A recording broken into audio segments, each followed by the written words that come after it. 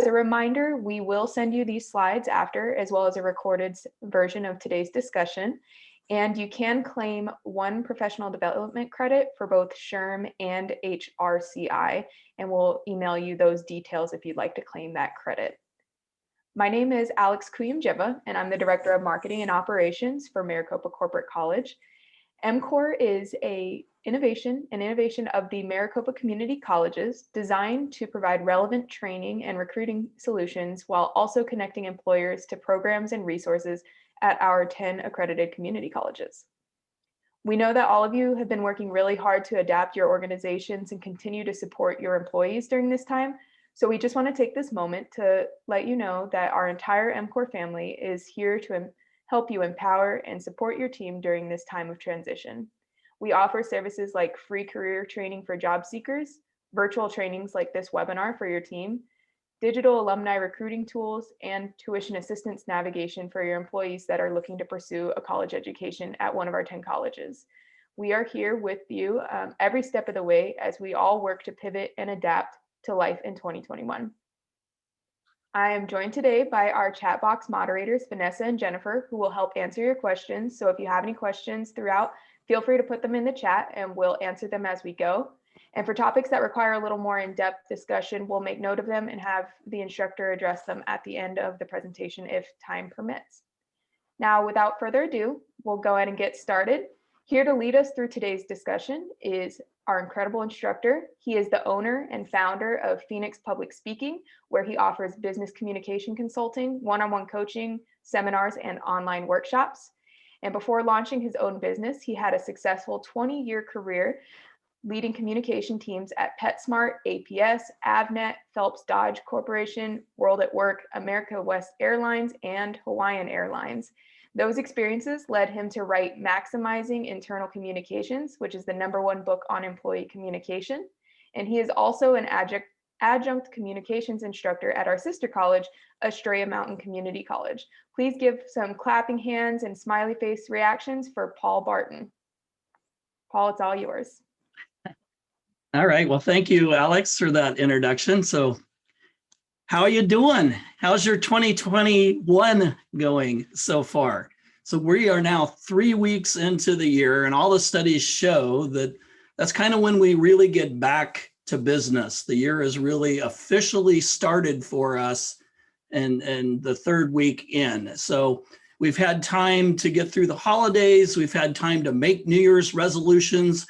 We've even had time to break New Year's resolutions. So now, I don't usually make New Year's resolutions, but this year was a little different. My wife said, you are drinking just way too much coffee, and you really need to cut that down. So for the first time ever, I made a New Year's resolution, and I decided that I was going to try to cut down to just 1 cup a day, which is pretty hard for me to do. But I really think that so far, I think I'm doing okay.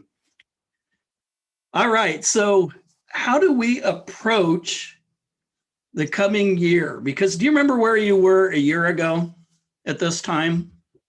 2020. We're all excited. Everything was about 2020 vision, wasn't it? You remember that? I looked back at some archives and we had like 5 confirmed cases of the virus. So there were people talking about it. But for the most part, we're looking ahead to the Super Bowl. We're looking ahead to the year to come. We're pretty excited about that. So 2021 is a little bit different. I know some of you feel like we're just in the 13th month. I've heard that before of 2020. We're not quite sure how to approach that. Well, hopefully today we're going to give you some different perspectives and maybe some tools that you can take back to your work and figure out how you're going to approach 2021. Sound good?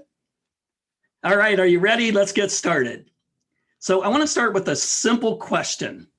I want you to look at this photograph and I want you to ask yourself, is this a sunset or is it a sunrise? Sunset or sunrise? What do you think? Well, it turns out for some people in the world, it's a sunset.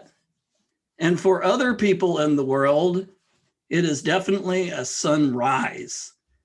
So it really just depends on where you are. It depends upon your perspective. And of course, some of that perspective is within your control and some of that is not. But whether it's a sunset or a sunrise really depends on your perspective, or maybe I should say it depends upon your perspective. Sometimes it seems like the world has turned upside down on us, doesn't it? I know you may feel that way. I know I do some days, but even that, if you think about it, even the world turning upside down depends a bit upon your perspective. My crotchety newspaper editor father used to say, if the world's turned upside down, stand on your head and get to work. He was kind of crotchety that way. So even that kind of depends on your perspective. Now, for some of us, I think we're looking ahead at a big question for the coming year. Is 2021 going to be a year that we just get through and survive, or is this going to be a time that we thrive? Are we waiting for that sunset and going to hunker down and get through the night, waiting for a hopeful sunrise in the future?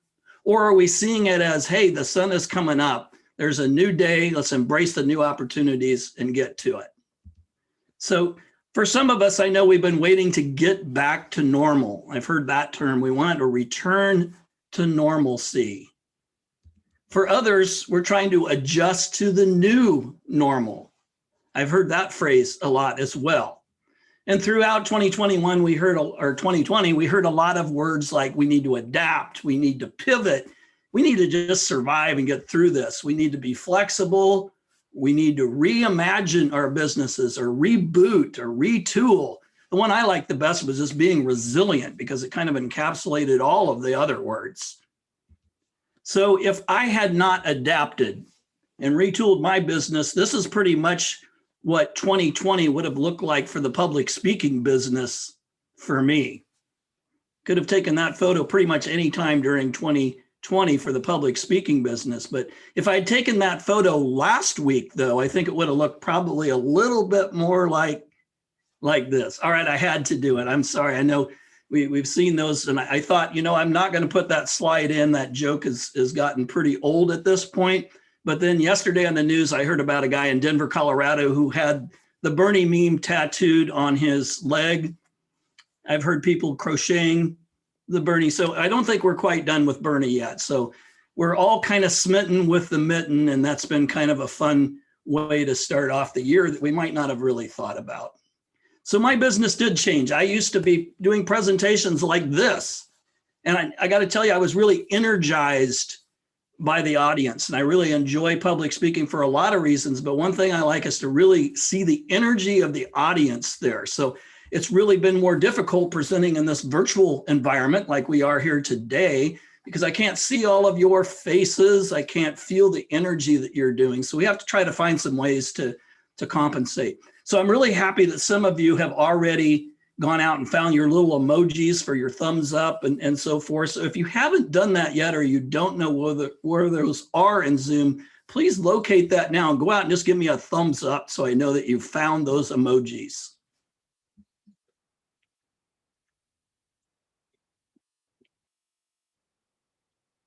And I would encourage you throughout the presentation, if you see things you like, to do that. If you see something you think is funny, to do that. And let me know what you're thinking. That helps me a lot. I also encourage you to turn on your cameras. We really like to see people face to face. It's so much better to see that. And I see some of you have found the chat box, and feel free to do that. There's going to be at least one point in the presentation where we ask you to go to that chat box. So this is the energy I used to get from an audience. Of course, this is more like how I'm presenting these days. And I know many of you have had to adapt. A lot of people went to their home offices. A lot of people didn't really have a home office. Maybe it was the storage room. That's kind of what mine used to serve as. And so for a lot of people, your home office is actually your kitchen table or something, right? So we've had to make a lot of adaptations. If you were really into it like me, you can see I bought a ring light up there to get a little better lighting. I've got a microphone down there to get some enhanced sound quality. I bought an enhanced webcam there as well. And I straightened up my background a little bit so it wouldn't be so cluttered. This is my official background that I use for bigger presentations like this. for Zoom. So we've been concerned about our environment and how we sound and different techniques to try to get interactive. So I can't cover all of that today. I do whole webinars on that, but I do want to just remind one thing that I really had to relearn, not in addition to all the equipment, but when you're presenting in a virtual environment. So anytime you're public speaking, it's really key that you make eye contact with your audience. It's really hard to connect with people if we can't make eye contact with them. And we don't know why that is. We're just kind of programmed that way. Well, eye contact in the virtual world is a whole new thing. We instinctively want to look at the faces of the people we talk to. So if you're on a Zoom meeting with like 12 people and you got all their Brady Bunch kind of faces there, right? Some of you are old enough to know that reference to the Brady Bunch. And you're talking to a specific individual, you're tempted to look right down there on the screen where they are. But of course, that's not where their eyes see your eyes. Where is that? Well, it's actually right there, right? It's the webcam. So we have to learn to talk to the camera, not to the faces on the screen. And that's been a big adjustment. It's really because it messes with your instinct. So there's a couple of things that you can do to help that. One, if you go into gallery mode in Zoom under views, you can pull and drag and drop the photos to get them right up. So I've got you guys all lined up right across the top of my screen. So at least when I'm looking down there, I'm looking at Alex right now, at least I'm kind of looking toward the camera. So that's kind of one of the key things that we learned. I want to share with you another tool that I recently got that's really cool. And so background noise was an issue for me. I've got 2 dogs. I've got 2 kids that live in the house. One is a 14-year-old. Today's his birthday. He just turned 14 today. He has severe autism and he makes a lot of noise. So there's a lot of noise in my house. Could be barking dogs. We get a package like every day, I think, delivered. And I'm sure some of you do that as well. And Amazon has done quite well, haven't they? And so there's the doorbell's ringing all the time. So presenting all of those things can be distractions. But I found this little tool. It's called Crisp that adds to your microphone. And you can find it too for free. For I think they give you 120 minutes a week for free at crisp.ai. Now, I don't know how it works. It's the magic of technology beyond me, but I'll give you a quick demonstration. I'm betting that you cannot hear me clapping. Can you hear me clap, Alex? Alex is shaking her head no. So that's what Crisp can do for you. So there's your tool tip for the day. So let's move on. One of the more prophetic things that I heard that helped me change my mindset to really get out of the 2020 mode and get in the 2021 mode was from a consultant named Alan Weiss. Some of you may have heard of him. He's kind of big in the HR world. He's written a ton of books and he's just an often quoted individual. And Alan said the following: we're not in a photograph, we're in a moving picture. So to think that even in the best of times, that tomorrow is going to resemble today is just silly. It's not smart business and it's not smart strategy. So I think what Alan's trying to tell us is every day is a new reality. Every day is a new reality. So we're on this journey, we're on this road. We kind of know where we're going. We can see off in the distance there our destination, and we have in our mind where we want to go. We have a loose plan of how we want to get there. We're on the right road. But you see that curve up there in the road. We never are quite sure what's just around that curve, and we always have to constantly adjust and adapt to it. Could be some bumps in the road. Could be some major construction. Might even be something that requires a complete detour from where we're going. So we never know. Every day is a new reality. So there really is no new normal, because that sort of implies that we're stuck where we're at. We just moved on to something new, but now we're stuck in that new. No, it's really the new now. It changes all of the time. And once we kind of remove our filters, all of those things that we've thought about in the past that have kept us in our little box, and adapt to the new reality, we can see that there are really new opportunities. New opportunities. So that was certainly true for me. My consulting business was all done in person. I couldn't even conceive doing it online. but I now have clients in Saudi Arabia, Honolulu, Hawaii. One guy's only a block away from my house, but we still meet on Zoom because we don't want to meet in person. So wherever you are, so pivoting and looking at your new reality, the new opportunities that are right there in front of you. All right, at this time, I want to kind of find out what some of those things that were around the curve for you that you didn't see coming, that you had to adjust to. So we're going to take a quick little poll, a neat interactive feature that Zoom has. I want to know what your biggest challenge has been through 2020 to date. Was it managing virtual teams? Because that's something really new, to have to manage people that aren't in the office with you. Was it social isolation, having people that were located remotely that just kind of feel all alone out there, that miss that contact? Or was it just adapting to this new technology and finding a new way to work? For a lot of people, I know we have some folks here from the hospitality industry, loss of customers, huge.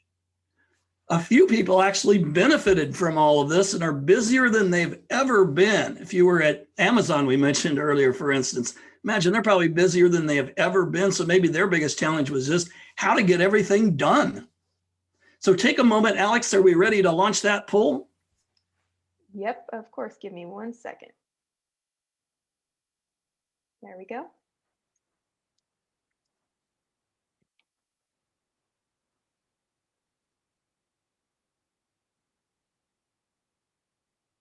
It's looking like a fairly even split so far. We have about half of the people who have responded, so we'll give it a little bit longer.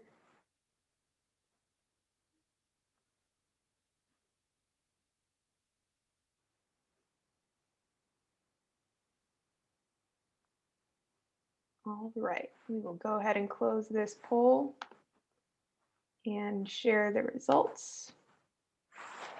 All right, so just getting everything done. I am going to take that as good news. Hopefully that means you're busy, and hopefully it's a good kind of busy.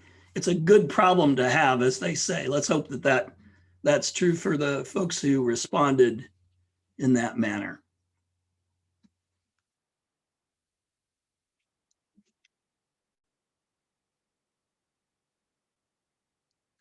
Okay, let's end the poll there, Alex.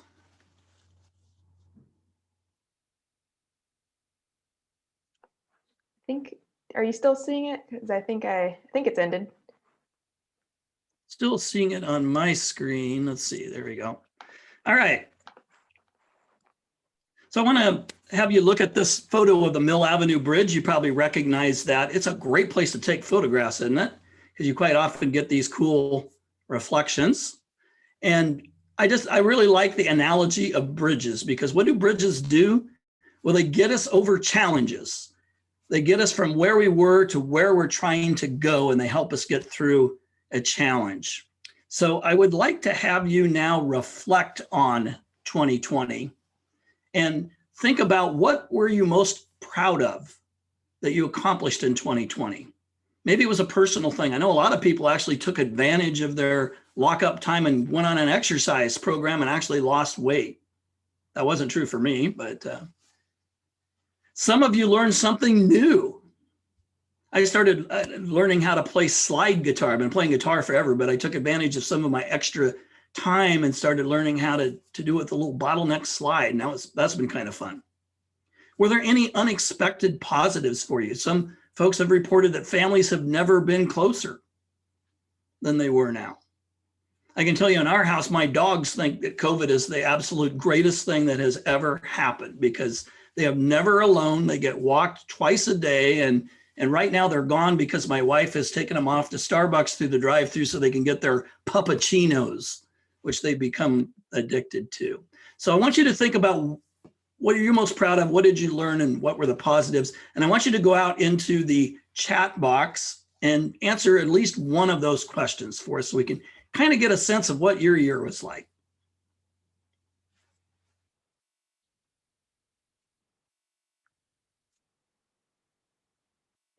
Wow, Vanessa's learned how to crochet, and I know that's not easy to do. Somebody started a master's degree, mountain biking. Somebody has published 2 books, lost a few pounds, more family time. Board game nights. Yeah, isn't that fun? A whole generation of kids don't know what Monopoly is. Can you believe that? Mindfulness, Kyle says, is unexpected. Started a side business, getting your side hustle going on.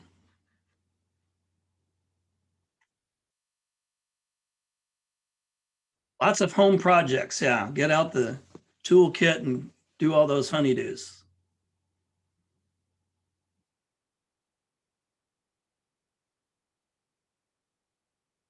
All right, some good stuff. So it's good to kind of remember the good that comes along with things. So now, given all that, what are some skills and mindsets that we can take from what we did in 2020 and move those to help us move into the new year? Well, I'd like to start off that discussion and have you look at this painting for a moment.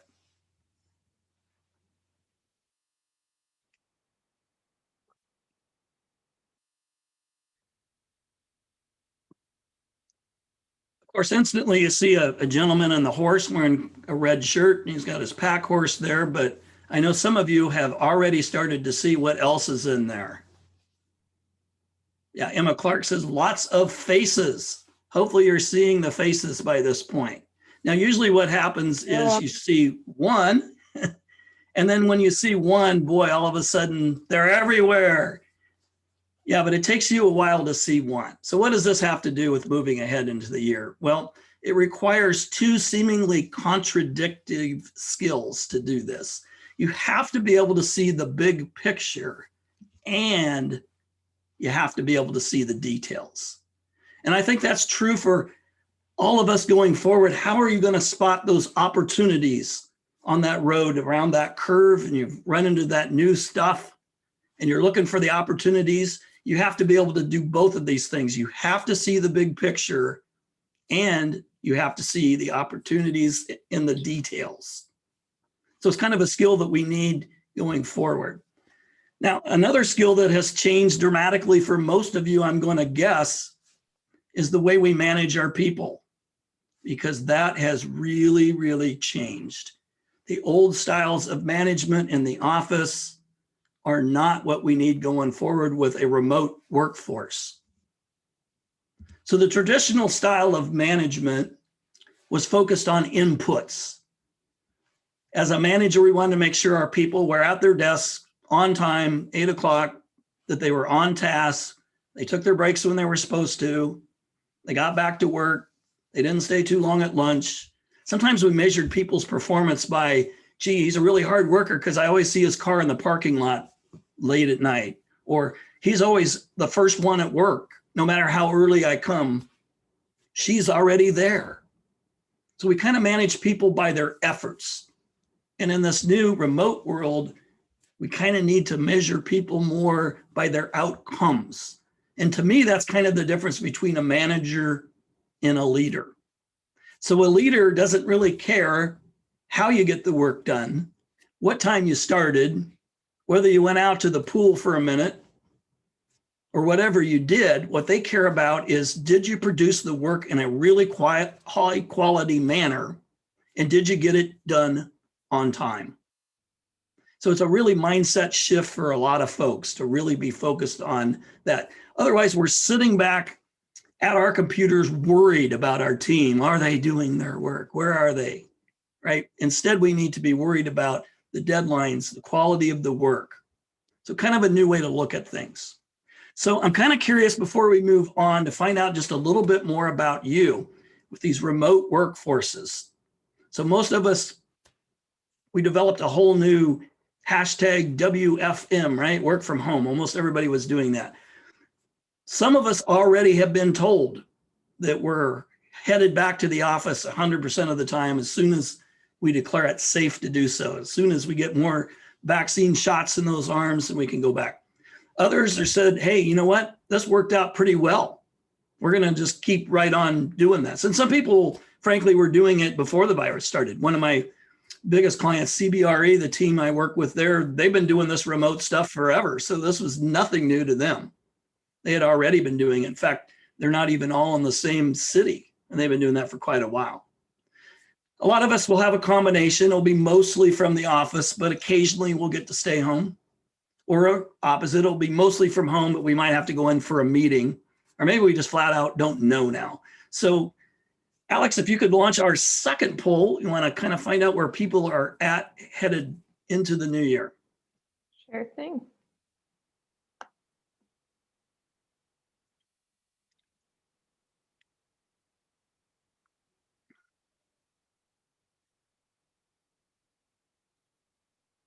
Got a little over half responded so far. We'll give it a little bit more time.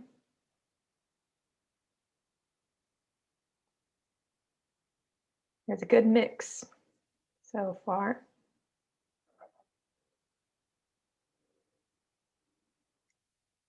All right, it looks like we have most everybody who's participated, so I'll end the poll and share the results.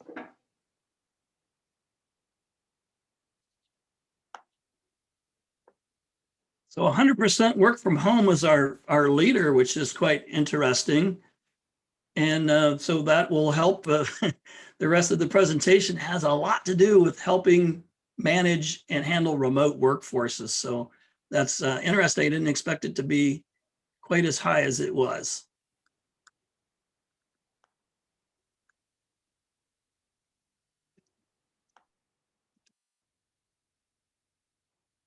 So let's go ahead and talk about some best practices for teams working remotely, because that definitely is the future of work with or without the virus. A lot of people have figured out we can work from home, save travel time, save a lot of overhead costs in the office. But there are some challenges with that, obviously. So one of the things that people have found is that they really need a daily routine, both personally and as far as your work group. I actually heard of one person who got up every day, got dressed for work, went out to his car, drove around the block, pulled into his driveway, and went into his home office to go to work. He just needed that mental break or mental change to get in work mode. So others of us can, I have no trouble because I've been working at home pretty much the whole time. So that's not a big deal for me.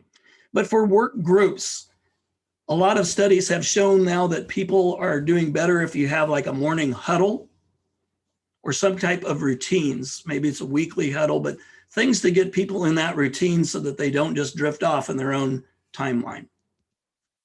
Another thing that we've found is when we meet, it's just a jumbled mess if we're meeting online and we have too many people and we don't have a facilitator. So it's a great idea when you're meeting to have a facilitator of the meeting. And an even better idea, if you're doing a weekly team meeting, is to rotate the responsibilities of facilitation amongst the team members. That really gives people a great new skill. Also helps really keep people engaged so that they don't just tune out. Collaborating with people, we're all off by ourselves in our little home offices, so we could lose touch with people, but it's a great idea to find opportunities to work together, meet in small groups of 2 and 3. Some people have actually had to hire new employees. Can you imagine being onboarded in this environment where you're at home? You don't have somebody in the office or the cube next to you to ask all those silly new person questions. Great idea to have an onboarding partner to help you through that process. And make it clear with the partner, hey, you can ask any silly question that you want, anything that you want to help that person feel part of the company. Equipment support. You know, we've come and kind of asked, everybody's expected to have high-speed internet these days, but a lot of us really didn't have home offices. Like I say, the kitchen table was the home office for quite a while for people. So support on either providing the equipment. A lot of companies are providing stipends. Go out to Office Max and buy a new chair, buy whatever it is that you need, because we need to worry about the ergonomics. We're at home all the time now. So equipment support is a great best practice for remote workers. And finally, emotional support. As leaders, we need to provide emotional support in a way that we haven't had to do before. As team members, we need to provide that support to one another, to reach out to people. And we need to be particularly cognizant of all of the issues that we face. A lot of us have kids at home running in and out. We've always heard best practices with conference calls, not have barking dogs or kids in the background. And you can kind of take care of that for your conference call back in the old days. It's pretty hard to do now because we got kids home the whole time. He said, my child is a 14-year-old with severe autism. He can't sit in front of a computer. He requires constant supervision.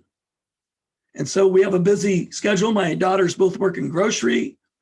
My wife has a busy schedule. So every day is a tough coordination. So as leaders, we need to understand that about our teams.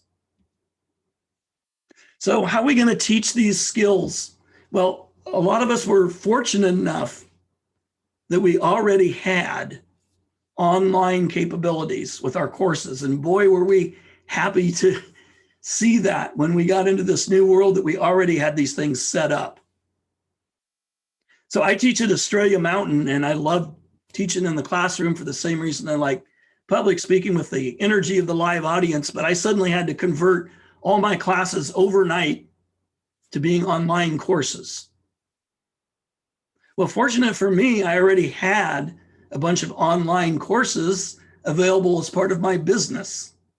So I was easily able to convert all those videos over to my students.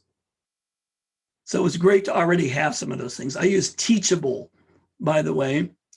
I know a lot of big corporations already have a lot of brain sharks. We might have some brain shark folks out there, but for the budget-minded, Teachable is a good alternative. Also, just simple things like a software called Flipping Books. Takes a PDF and changes it so that when you click on it, it flips pages like a book. So various ways that you can try to deliver online teaching.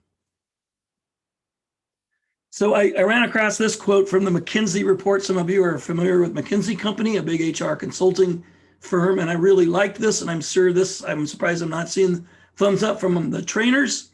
Now is the time for companies to double down on their learning budgets and commit to reskilling. So developing that muscle is going to help strengthen companies for future disruptions. I don't think we're done with disruptions. We may very well see something else hit us. We never know what's coming around that curve. So what are we going to teach? Well, there's some new competencies and some new skills that we've found that we need. We certainly have discovered that we need digital competencies, and that means being computer savvy, web savvy, app savvy, and the outcome is to be fully able to work in a remote world. For some folks, we're already doing that. For other folks, that was a learning curve. We need higher cognitive skills. That means we need to be better at critical thinking for yourself, problem solving, project management. The outcome would be able to work autonomously and still be highly productive. Haven't had to do that before. Social and emotional skills have reached a new level for us in this new environment. Interpersonal communication is huge, but now we have to be able to keep ties strong and drive change if we're leaders, and do all of that remotely. Even harder to connect with people remotely. And lastly, we need to be more adaptable and more resilient. We need to really be self-reliant and take care of our own emotional well-being. The outcome is to be able to manage your time and your mental well-being, remote and by yourself. So how are we going to approach training all of this? Well, with or without the virus, training needs have really changed. We really need things to be personalized. We need to be able to come back into our training website and have the website know where we left off. We need to earn badges or points or something to motivate us to want to come back. We need to understand that one size doesn't fit all. Employees are in different stages of their life cycle. So it needs to be personalized for them. Some are brand new, some have been around a long time. We need our training to be contextual. Some of you have heard about the forgetting curve. The studies show that you rapidly start to lose whatever skills you learned if you don't put them to use. And within like 6 weeks, you completely lose zero retention of your training if you don't put it to use. So we need to make sure that what we're teaching is stuff people can actually use, and then that they do so. Accessibility, we need to make sure that people can access their training on their cell phones. More and more people are conducting their whole lives on their cell phones. Not me, because my eyes aren't good enough.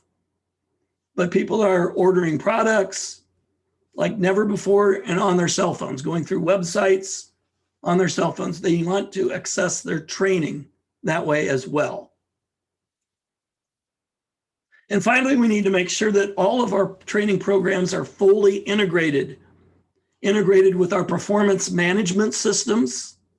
So they're not out there just isolated. Why should I bother taking that course? Well, here's why: because it's tied to your performance management. It's tied to your raise. It's tied to your promotion. So we need to make sure that all of our programs are fully integrated. Now, the virus wasn't the only thing that we experienced last year, was it? Both these photographs, by the way, are taken in downtown Phoenix. So social unrest was not some faraway problem. It hit very close to home, and don't think it didn't affect your employees. So my last topic for today, I really want to talk about this concept of employee activism. I wrote an article a while back for World at Work magazine. I know some of you are probably members of World at Work and may have seen this, but I outlined 7 steps that companies can address to help address this rising tide of employee activism. Now, this was happening well before the social unrest of 2020. Some of you may remember the Wayfair walkout, as it became known, where employees of the company Wayfair just all walked off the job one day in protest of their company selling its product to be used in the detention centers at the border. Employees didn't like that idea. So increasingly, our customers, our shareholders, and our own employees are more concerned than ever with the politics of our companies, with the stands that we take, with the purpose of our companies. And employees want to work for companies that they believe in, not only in their products, but in their stands. So the days where politics and business didn't mix are kind of fading away pretty fast.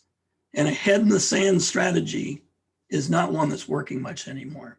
So here are 7 things that you can do to help meet this tide. And sticking your hand in the sand isn't one of them. First thing, we need to really hear our employees and make sure that they know that they've been heard, that they've really been listened to. Now, a lot of us have employee surveys of various types, engagement surveys that we do yearly, but do employees really feel heard on those surveys? They do if we do a really good job of communicating the results, and then really double down communicating the actions that we take as a result of what we've learned with those surveys. Too often, companies take the survey, put an action plan out, and actually take action, but don't communicate those actions well enough. And so employees the next year say, why should I fill this out? Nothing ever happens as a result of this survey. So we need to really communicate crystal clear. We're doing this and we're doing it because we heard you on the survey. We need to use all of our technology. A lot of us have the functionality to comment or add chat rooms, discussion boards. A lot of times management shuts those things off. We're afraid they might get out of control. But the companies that are using them have found that that gives employees an outlet that they really need. They've also found that misinformation on a discussion board tends to self-correct. Other employees will jump in and correct those cynics. And other employees jumping in and correcting those cynics has way more credibility than the company jumping in and correcting those. We need to take an audit of our company values and our purpose statements. Some of those were developed 10, 15 years ago. And we still have those on the walls, right? But we know that the values in the halls don't always match the signs on the walls. Take a good look. Do they need to be refreshed? Do they need to be updated to reflect the company's current positions on things like diversity and inclusion? Ensure that we have message alignment. So I've always been a believer that employee communication starts officially in the recruiting stage. That's when people are hearing those messages and bringing them in. And you could argue unofficially, because they're reading about your company in the press, that it even starts before that. So we need message alignment between our internal and our external messages. Then we need to have consistent messaging that starts from recruiting, moves into onboarding, and on through the employee's life cycle, and that those messages are consistent and aligned. We need to look for opportunities to embrace the activism. Are there opportunities, things that your company believes and supports, that you could support a group within your company? We need to communicate our corporate responsibilities clearly to our own audience. A lot of organizations do a great job communicating their corporate responsibility in we used to publish these really nice glossy books and send them out to all the shareholders. Here's all the wonderful things our company is doing. We want our shareholders to know that.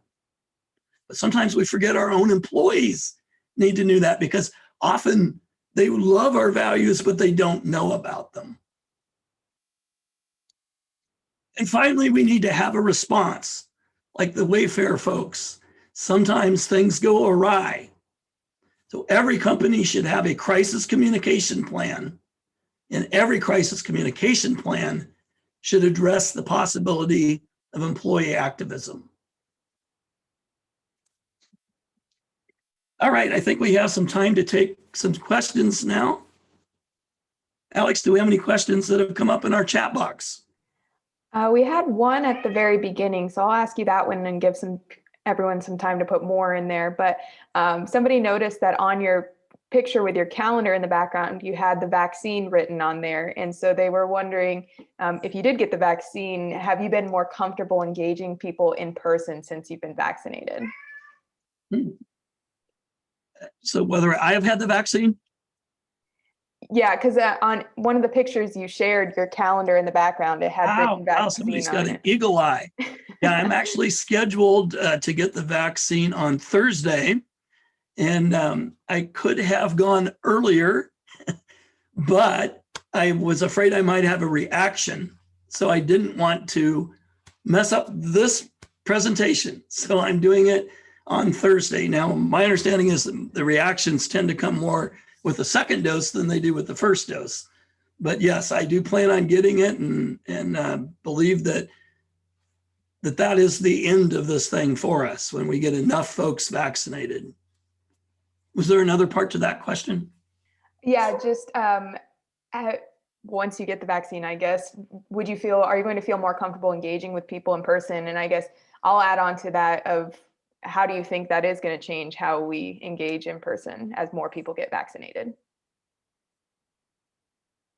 Yeah, I mean, everything that I've read says that we need to continue masking and social distancing even after we've had the vaccine, at least for a while here, until we've got a majority of the population, I think. But it's a little out of my expertise area, although I do work an awful lot with some healthcare agencies. Yes, mine would be the Moderna, someone has asked. Do we have some other questions that popped up? I haven't seen any yet. So, one of the questions I get asked a lot recently is, should you use a green screen background or not when you're presenting? And that's been an interesting question over the last year, because when Zoom started, we just all went on, and then some people figured out that that feature was there, and we had green screen mania. Everybody all of a sudden was at the Golden Gate Bridge behind them or in outer space, and we kind of went nuts with the green screens. And then the big debate started, should we use the green screen or not? Well, there is an answer to that, at least from a presentation skills part. The answer is whatever is best for your audience. And by the way, that's the answer to any communication question. Whatever will connect best with your audience. So if you want some privacy and feel that a green screen will help you connect better with your audience, then you should use one. If you feel like you want to be more genuine and authentic, and you don't want your head warbling around if you don't have a good green screen, then you should use, this is a real background, by the way. Now, whichever direction you go, green screen or real, you want your background to be uncluttered, non-distracting.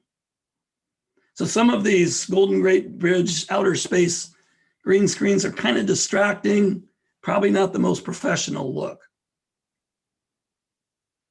You can make a pretty easy green screen. My first green screen was actually a $7 blanket I bought at Walmart. And I tacked it up behind me, and it actually worked pretty good if you have a good high definition camera combined with that. And I didn't get so much of that head warbling effect that other people get. So, but again, the answer is really what will connect with your audience the best. Great. We did have another question. Do you have any recommendations for Zoom fatigue? I just read an article yesterday about Zoom fatigue. One of the recommendations was that you ask people to turn their cameras on so that they're not multitasking. People have reported that they're doing team meetings and somebody's off playing a video game, and that actually contributes to the fatigue, that they're not engaged. I found that particularly interesting, that contributed to the fatigue. But yeah, we're getting Zoom to death.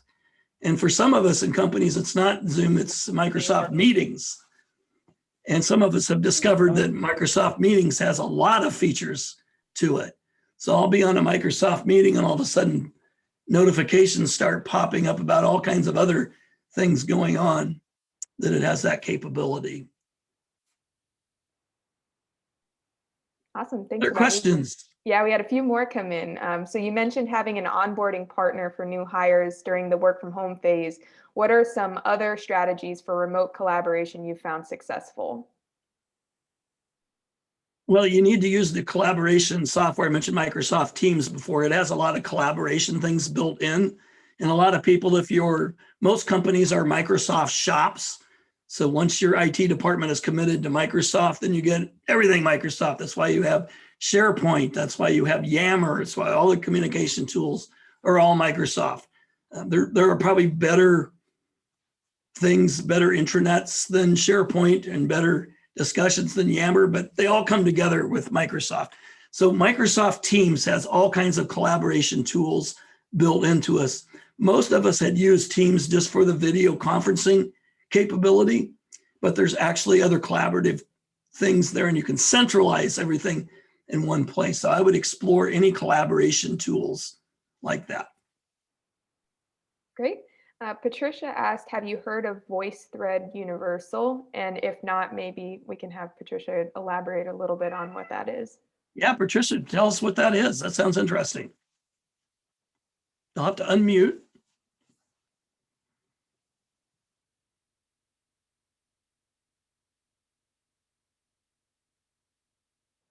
Patricia, do you want to unmute? Yes. Can you hear me? There we go. And I can see you. Yeah, I learned this thing called VoiceThread Universal yesterday.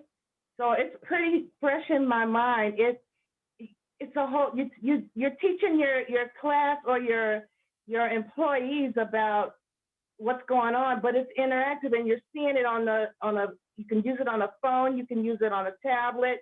It's got all these kind of gizmos on it where you can use, and it's free. Free is always good.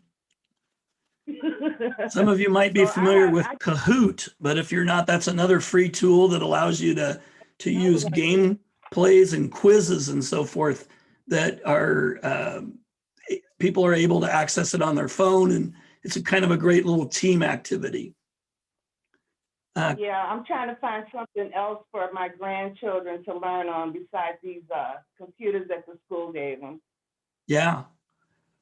It's interesting. We spent all this time worried about screen time with our kids, right? I haven't heard that as a problem here lately, because now we're asking our kids to spend the entire day in school in front of a screen. Oh my God, they're burned out. Kat says she recommends Lucidchart for flowcharts, diagrams, and visual graphics to show policies, procedures, etc. And it integrates with Teams and Google. So that's a great tip. Thanks, Kat. We did have one other question, Paul. Do you have any other websites or tips like Crisp.ai that you can share? Well, that was certainly the best one I found recently, and I'm still trying to figure out how that works. There's another tool, trying to think of the name. There are some tools that are available that will help blur your background, so it's your natural background, but it will blur it. Teams actually has that. Microsoft Teams has that built in, but there's another app that you can get. I work off of an iMac right now, and that feature is not available for Apple yet, but for PCs, I'm sure you can find it Googling, but I was intrigued by that. So it's your real background, but it just blurs it for you. Oh, MCOR uses Kahoot as well. Cool. Yeah, so I think, Paul, we probably have time for one more question if anyone wants to squeeze one more in there.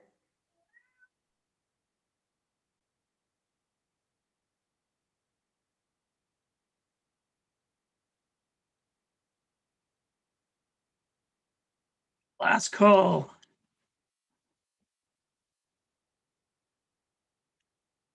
All right, well, with no other questions, I'd like to thank you again for coming. We covered a lot of stuff here today.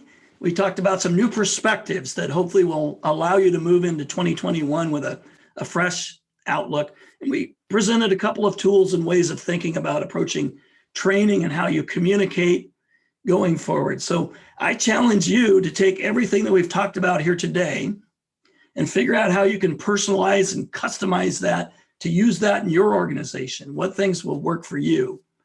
And when you do,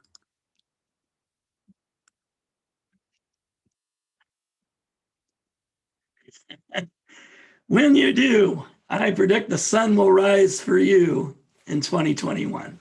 Thank you very much. Thank you so much, Paul. Let's give a heartfelt chat box, and we're already coming through on the chat box and reaction. Thank you for Paul for facilitating today. Let me get mine on there too. Let's see, clapping hands. Thank you, Paul. We really appreciate you. I also want to thank our entire MCOR team for helping get this presentation, promoting it, everything. Before everyone leaves, we do have one more quick poll question. So on our, which topics would be most helpful to you so we can make sure and provide relevant content for the rest of the year. So give me one quick second to pull up that poll. So we have several topics on here. If you'd like to choose your top 3, we really appreciate it. I'll give everyone a few moments because I know we have some long titles in there.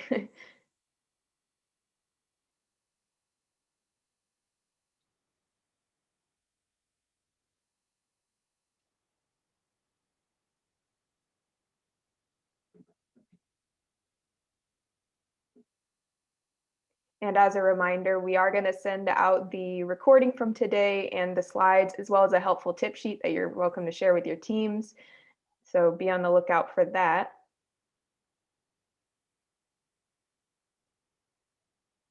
Give a little bit more time here. We think we have a few people still yet to answer.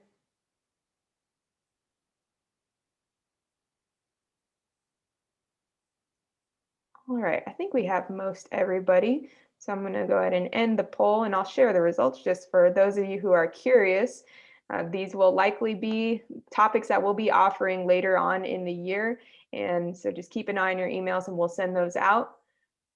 And with that, we really sincerely thank you for joining us today. And we hope you have a wonderful day and you're walking away with lots of great advice and tidbits on making 2021 a great year for you and your team. Stay safe, happy, healthy, and engaged. Thank you.